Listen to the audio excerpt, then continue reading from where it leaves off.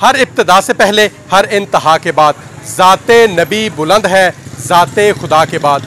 दुनिया में एहतराम के काबिल है जितने लोग, मैं सबको मानता हूँ मगर मुस्तफ़ा के बाद। नाजरीन, मैं मिर्ज़ा कफील बेग कैफ़ी आज रोहतास रोड जेहलम में मौजूद हूँ, जिसे 3 साल कबल तामीर करवाया गया, लेकिन आज ये दोबारा टूट फूट का शिकार है। जिली हेडक्वार्टर को तहसील पिंड दादन खान से मिलाने वाली वाहिद सड़क रोहतास रोड पे जगह जगह पड़े घरों से जहां मुसाफिरों को मुश्किलात का सामना है, तो दूसरी जानब इस सड़क की खस्ता हाली इर्द गिर्द के दर्जनों देहातों के मकीनों के लिए भी दर्दे सर बन चुकी है। ये रोड नहीं है, ये तो एक गड़ा बन चुका है।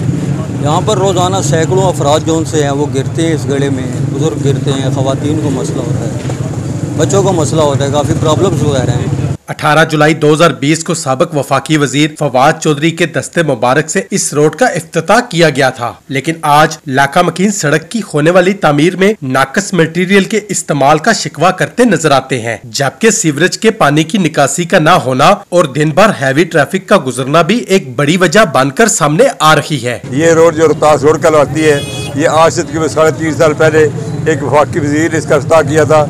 इसमें तकरीबन 20 करोड़ रुपए खर्च हुआ था।